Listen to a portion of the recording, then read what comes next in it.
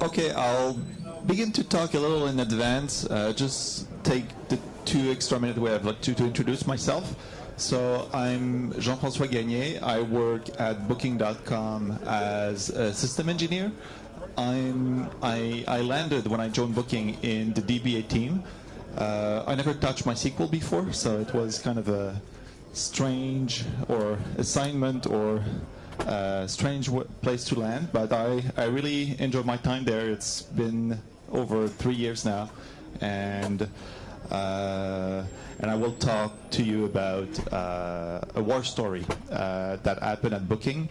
And I think it's interesting to share war stories, not necessarily to say, hey, like something bad happened and we're bad. This is not the idea. Like this really happened. It's production. It's the real world.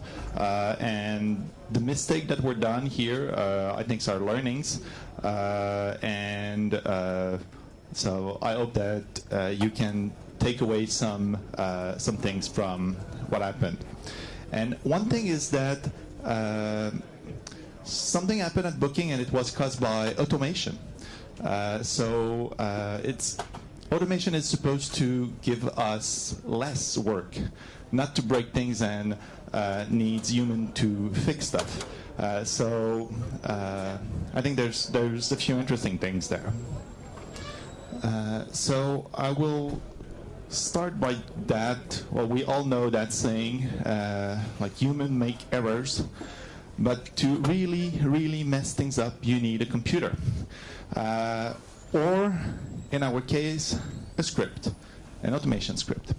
So we'll come back to what happened. So a little about Booking. So we sell hotel room on the internet. We're quite big, more than 1 million properties on the website. So there's more than 1 million hotels that you can book on Booking.com. When I joined 3 years ago, people were celebrating 400,000 hotels.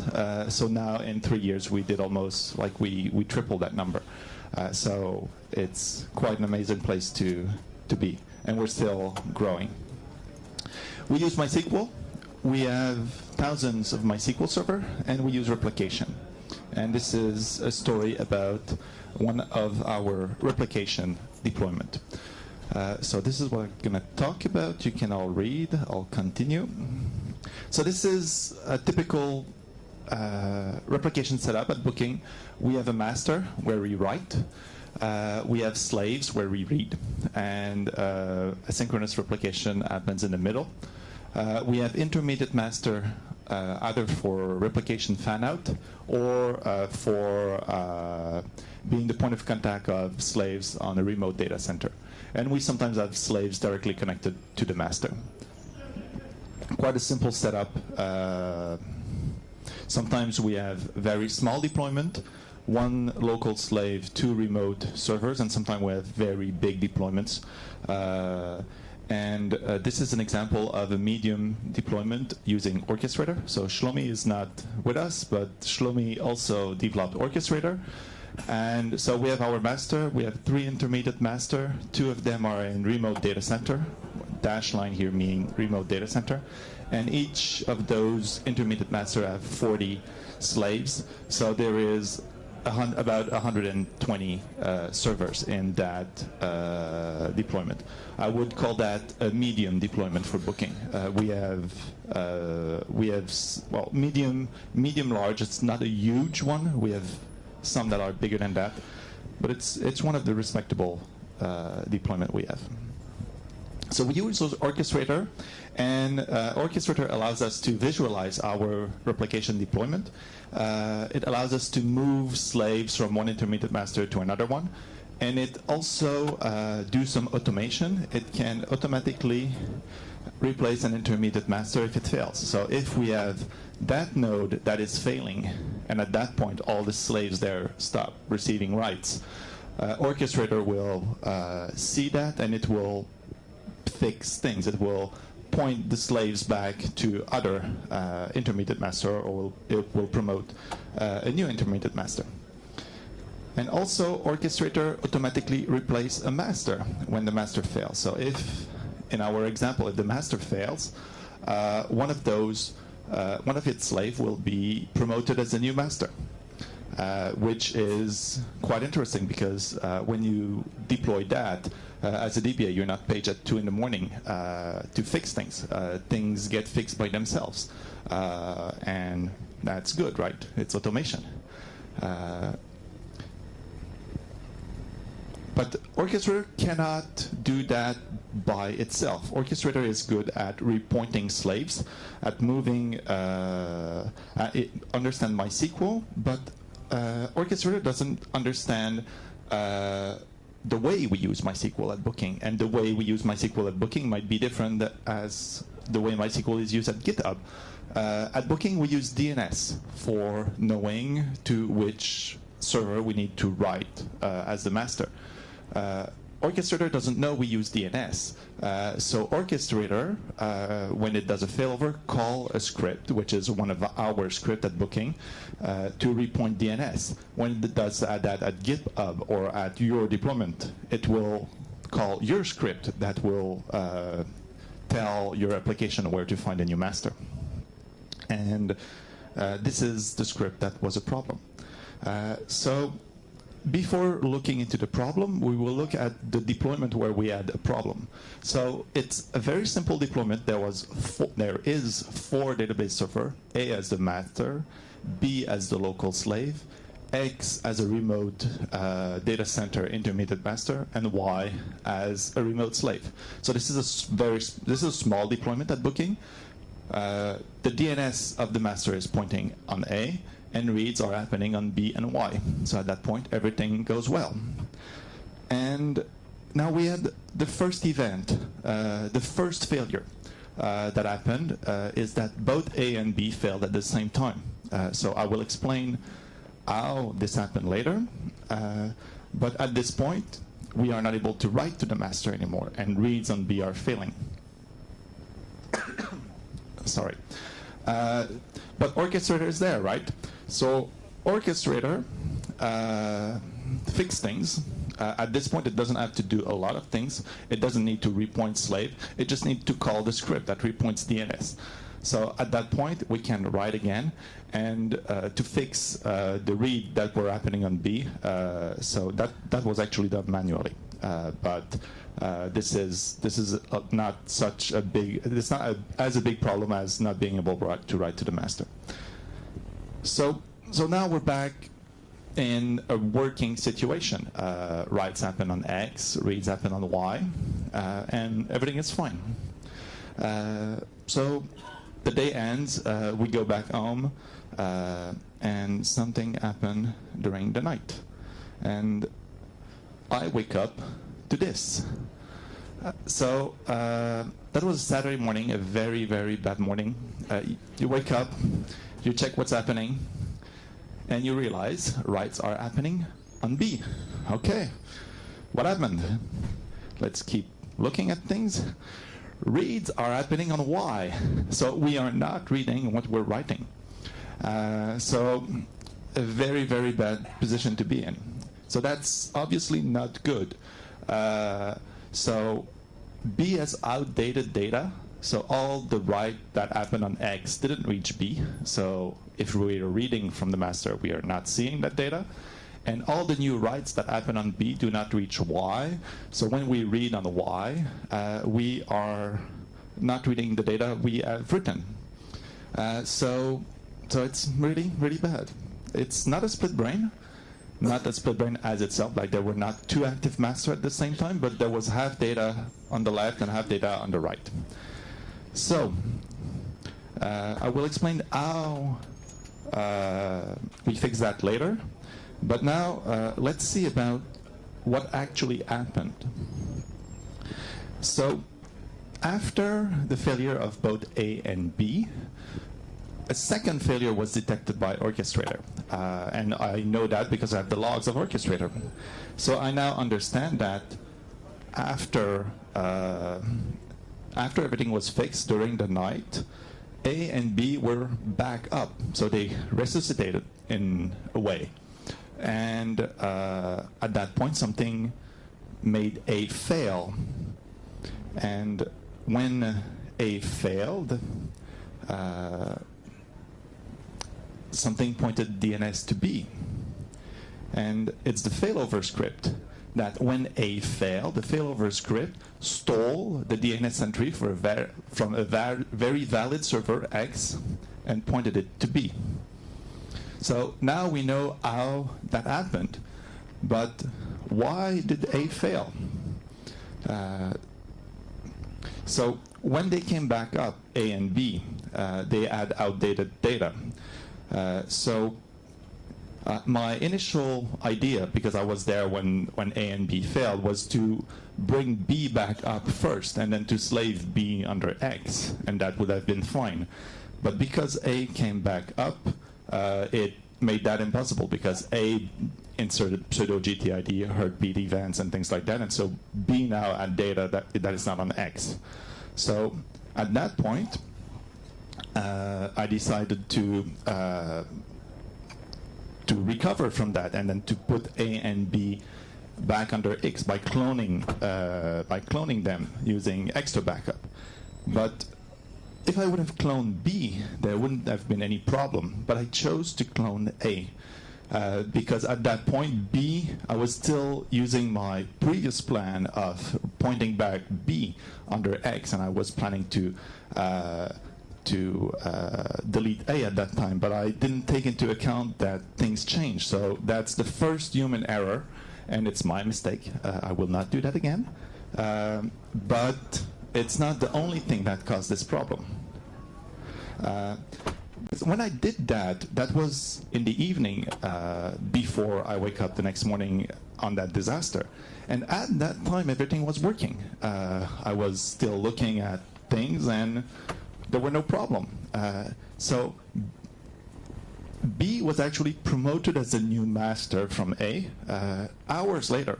So Orchestrator detected the failure of A hours later.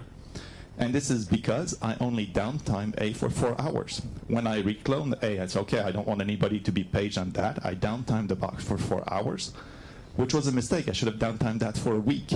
And so this is human error number 2. And still, the script shouldn't have done that. The script should have realized that that failover, well, that DNS repointing shouldn't happen.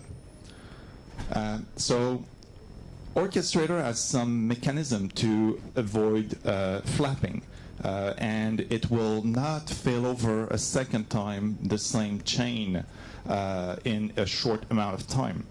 And I think this is also human error number 0, which is not mine. It's debatable if it's a mistake or not, because Orchestrator needs you to acknowledge a failover before another failover will happen. So if A and B are not recloned, is it good or bad to acknowledge? Well, it was acknowledged in that case. Maybe it shouldn't have. There's argument both for acknowledging and against acknowledging.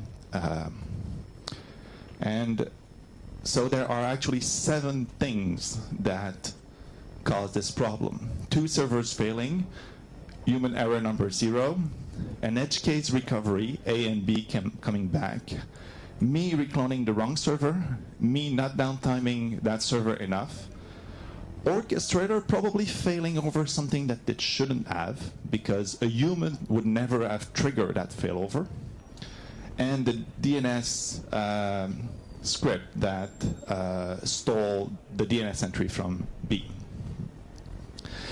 So in all those instances, I think there's a takeaway. I'll list that later, but you can already think about that. What could be done differently to avoid each of those 7 problems? So let's talk about our fancy failure. So 2 servers failing at the same time is very unlikely. So was it a deployment error, A and B in the same rack? Or were we very unlucky? And actually, it's both. But on that day, in about less than 2 hours, 10 to 20 servers fail at the same time in the data center. And so this is because there were human operation in the data center that people were racking new servers, and because of a very sensitive hardware, there was a low probability when you were racking a new server in the same rack that it was shutting it down another server. So my point here is double failure happen. Don't necessarily automate for them, but be ready for them to happen, because 10 servers failing in half an hour is possible. So how do we fix that? So once we're in that situation where we have data on X that is not on B and data on B that is not on X, either you declare part of that data lost, which we did in that case because that wasn't really valuable data, or you have to replay the data. So replaying the data needs understanding what data is there. So DBAs do not necessarily, DBAs at Booking, we're a small team, 10 people, serving 600 developers.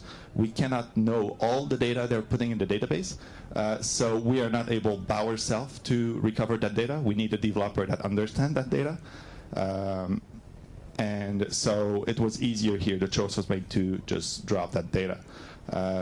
Replication, we could have used replication. So replicate X, like we could have slaved, we could have put replication here. This would be a master to this and send the data back there. But at that point we got auto increment in our way, because when we failed over, so some auto increment were consumed on X, and when the DNS was pointed back to B, the same auto increments were allocated to rows. So we had conflicting auto increment. And that made me think, okay, we use auto increment all the time, but is this a good thing? Shouldn't we use another type of ID? So those are my takeaways from that. Is like really twisted situation happen. Like automation is not simple.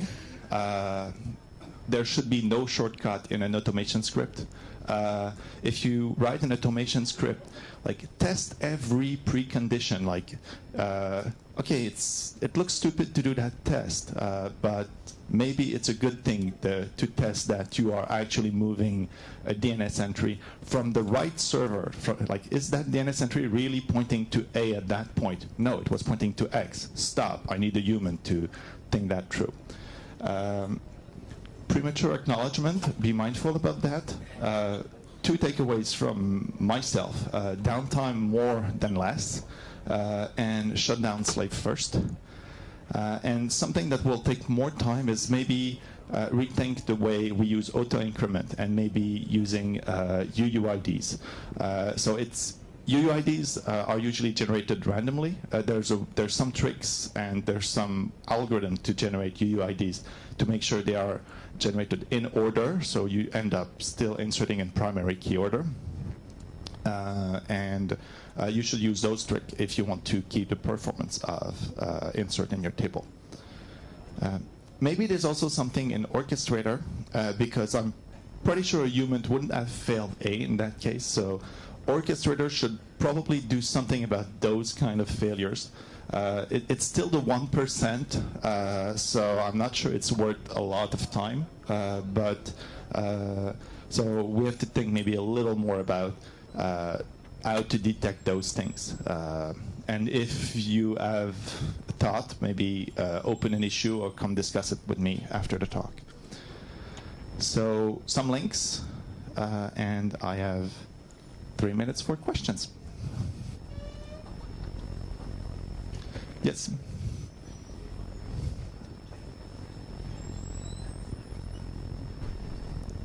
Yes. So in that case, yes. So the question was, why should we stop slave first? So when we were in that situation here, I decided to stop A and reclone A from extra backup here. I did a backup from Y and I recloned A from Y. But at that point I shut down a master. So this box was known as a master for orchestrator. So I should have shut down B first, not A. So if you shut down a master, be mindful about, like, does that box have slave? Yes?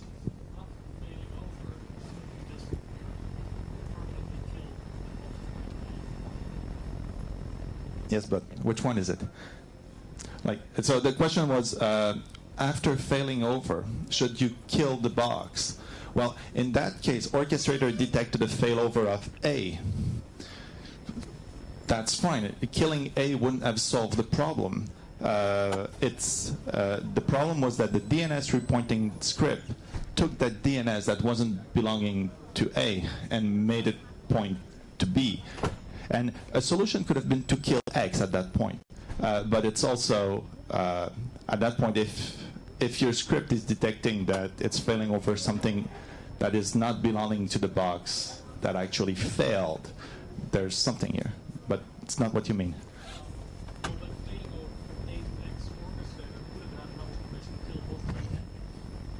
Yes, well, actually, at that point, those boxes were dead. Their uptime after was like a few minutes. Like, those two boxes rebooted. So it's like, basically you can think of that as like the power cable was pulled from them and it was plugged back. Like, it's, at that point, it's really hard to definitively kill A and B. Unless you make sure that you cut the network cable or you have an out-of-band ways of shutting down the switch port, which could be a good solution. Like, that could be something else we could do in automation. I'm not sure it's the best thing to do, but somebody that is paranoid about those things, I usually think of myself as paranoid, and that's not an idea I would have. So it looks like you're more paranoid than me.